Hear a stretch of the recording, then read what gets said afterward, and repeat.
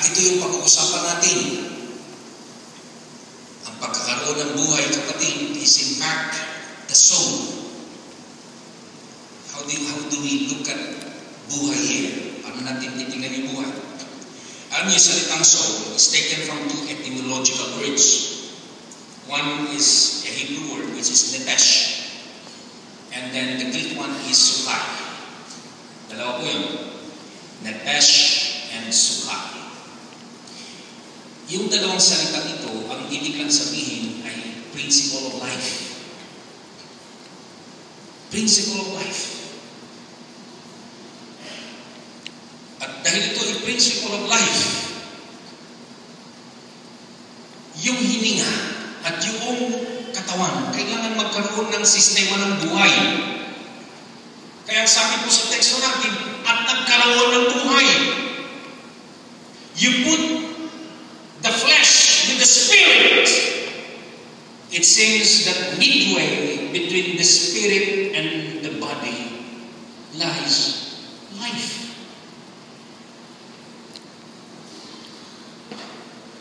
Kaya ang kaluluwa na binanggit dito na nagkaroon ng buhay, mga kapatid, ito ang tinatawag nating link ng dalawang mundo. The physical world and the spiritual world. Alam mo, is the physical world. Hininga sa ilong is the spiritual world. At kung iyong pagdudugtungin yung dalawa na yung mga kapatid, if you will join these two, there should be a principle of life. And the principle of life, which is taken from Nepesh and Sukai, means life. It is the principle that we have today. We live because we have our soul. Because we have our soul, we have our spirit. And because we have our spirit, we have our body. Ngayon, dahil ito yung principle of life, nagkaroon ng buhay. Paano nagkaroon ng buhay? Hiningahan yung lupa, naging tao, gumalaw, mga kapatid. Anong kanya gagalawin? Nagkaroon lang ng buhay. Nagkaroon ng hininga. Eh ngayon, kung humihinga ka, anong gagawin mo? How will you use this life? Paano mo gagamitin yung buhay na ito? At ito ang prinsipyo na binabanggit ng mga talatang ito. To have life is to have your soul. And therefore, pag pinag-usapan natin ang kaluluwa, mga kapatid, ang kaluluwa, this is the seat of our understanding. The soul is the seat of our understanding. It is the seat of our emotion. It is the seat of our sensibility. And it ceases to function at death. Kaya yung ating mong kaluluwa, mga kapatid, dahil ito yung principle ng buhay, ito po yung kumikilos, ito po yung umuunawa, ito yung nagdaramdam, ito yung umiiyak, ito yung tumatawa, ito yung gumagawa, ito yung nasasatisfy, ito po yung mga nararanasan natin sa buhay. All of this, lahat ng ito ay nasa kaluluwa. Kaya si John Wesley sa kanyang class meetings, yung totoong class meeting ng mga Metodista sa Inglaterra, ang unang tanong ni John Wesley is, how is your soul today? Alam niyo yung salitang, how is your soul today ni John Wesley? Simple yung tanong. Yung salitang, how is your soul today? Hindi ho ka magsishare kung ano ang naranasan mo na isang linggo. Ang isishare mo ay yung mga kamalian na nagawa mo para ikaw ay magkaroon ng reproving. Sasabihin mo yung mga kasalanan, yung mga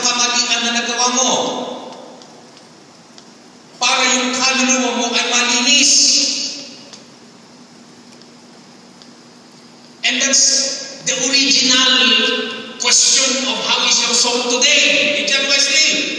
Pag tinanong ka ni John Wesley, how is your soul today? He's not referring to what is your experience about God. Ang gusto ni John Wesley, what is your soul today, has something to do with reproving of the wrong things that you have done. And you must repent because what is important, sabi ni John Wesley, is your soul.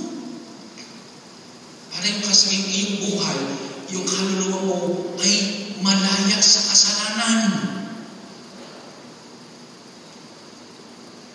Yun. Ito yung napakahalaga, hindi lamang sa tao, kundi sa Diyos. Why? Because the soul is the subject of redemption. Ang nililigtas ng Panginoon, mga kapatid, hindi ho yung katawan. Ang nililigtas ng Diyos, hindi ho yung espiritu.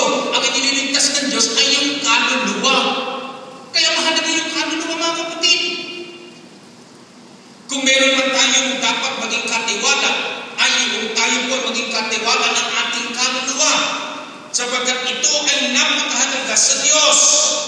The soul is subject to redemption. Ano po ang sabi ni Job, mga kapatid? Ang sabi ni Job sa chapter 33, verse 28 up to 30. Ang sabi po niya doon, He redeemed my soul from going down to the pit, and I will live to enjoy the light.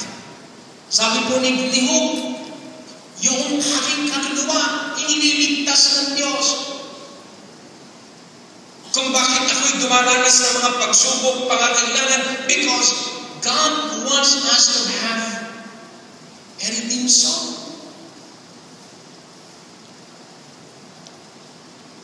At yung kaluluwa, mga kapatid, ang kailangan magtamo ng kaligtasan.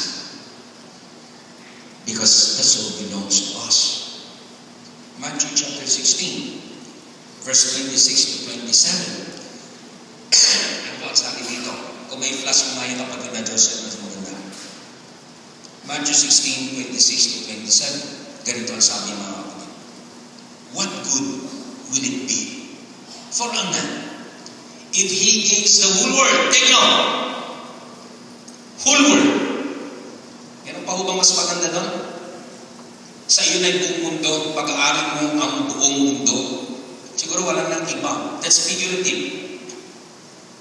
I think, if you want wealth, mundo. Kung gusto mo ng fame, mundo. Ang sabi po dito, what good will it be for a man if he gains the whole world, yet, take no church, yet, forfeits his soul? Or what can a man gain in exchange for his soul? For the Son of Man is going to come in his Father's glory with his angels, and then he will reward, take note again, church, and then he will reward each person according to what he has done. Ano po ang subject sa judgment?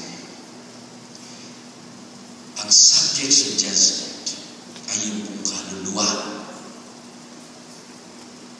Yun pong katawan, mawawala. Yung espiritu, babalik doon sa mga pinanggalingan. But I will tell you one thing. What will be accounted for? And what will be remembered? Ano po ang maaalala? Ano po yung makikita? Hindi po ang katawan. Hindi ko anong itsura ng katawan ninyo. Sa pagharap natin sa Panginoon, hindi mo sasabihin, Panginoon, ang ganda ng katawan ko. Hindi yan ang titignan. Hindi yan ang matatandaan. Hindi matatandaan ng iyong espiritu. Ang matatandaan, mga kapatid, sa panahon ng pag-uupo, ang iyong kaluluwa. Dahil itong kailangan iligtas. Dahil ito ang ating. Kaya sabi po ng talata, ano ang kahalagahan ng nasa iyo lahat? Pinakamayaman ka na, sige. Pinakagwapo ka na, pinakamaganda ka na, okay. Ikaw na yung nag-around the world, okay. Ikaw na yung nagmamayari ng kalahati ng Pilipinas, okay.